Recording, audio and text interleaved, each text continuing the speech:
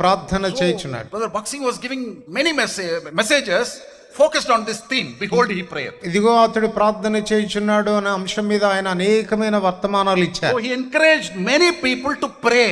కనుక అనేకులను ప్రార్థించమని పురికొల్పాడు. There were many groups in the Chennai Madras city. They were started praying. ఆ రీతిగా అనేక గుంపులు చెన్నై పట్టణంలో వాళ్ళు ప్రార్థించడం ప్రారంభించారు. And brother Baksing visited those prayer groups and he spoke there. కనుక సౌడ్ బక్సింగ్ గారు ఈ ప్రార్థన గుంపులకు వెళ్ళి వారితో They మాట్లాడుతుండేవారు. had night prayer. వాళ్ళకి రాత్రి ప్రార్థన. Night prayer means whole night. రాత్రి ప్రార్థన అంటే They మొత్తం prayed, రాత్రి అంతా. they say 19 days they prayed. వారు ఆ రీతిగా 19 దినాలు ప్రార్థించారు. Fasting prayer was there. ఉపవాస ప్రార్థనలు ఉండేవి. Everywhere prayer. ప్రతి చోట ప్రార్థన. So just imagine where this ministry started. ఒకసారి ఆలోచించండి, ఎక్కడ ఈ పరిచర్య ప్రారంభమైంది? ఎక్కడ prayer ప్రార్థన ద్వారా prayer. And brother Baksing taught everybody to pray. సౌడ్ బక్సింగ్ గారు ప్రతి ఒక్కరిని ప్రార్థించమని కోరారు. After that, దాని తర్వాత he went to north. తాను ఉత్తర భారతదేశానికి Then వెళ్ళారు. there were many calls from Madras and city.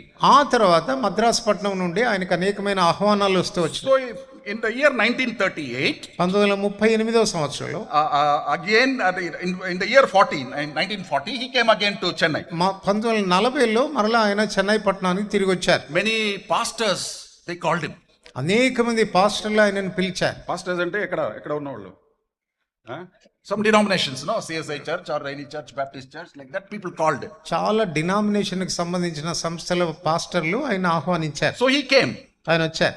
He started preaching in the churches. ఇప్పుడు సంఘాల్లో ఆయన ప్రకటించడం He started preaching about salvation. రక్షణ గురించి He ప్రకటించాడు. started preaching about baptism. బాప్తిసం గురించి చెప్పాడు. And one message he was repeatedly giving. ఒక వర్తమానం పదే చెప్తూ It వచ్చాడు. was from Luke's Gospel chapter 24 and verse 5.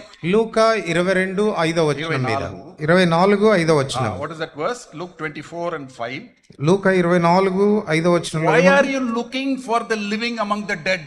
కాబట్టి సజీవుడైనటువంటి వారిని మృతుల్లో మీరు ఎందుకు వెతుకుతున్నారు? Why are you looking for the living among the dead?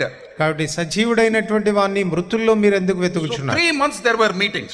కనుక 3 మాసాలు కూడికలు Various జరిగాయి places. వేరు ప్రాంతాలు. And this night prayer, fasting prayer was also continuing. రాత్రికాల ప్రార్థనలు ఉపవాస ప్రార్థనలు కూడా కొనసాగినాయి. Those days, ఆ దినాల్లో many people were convicted of sin. చాలా మంది పాపం విషయంలో ఒప్పుదలలోకి వచ్చారు. They started crying and weeping and wailing about the sins they were committing their life to the Lord. వారి జీవితంలో వారు చేస్తూ వచ్చినటువంటి పాపాలన్నిటిని బట్టి వాళ్ళు గట్టిగా ప్రలాపించి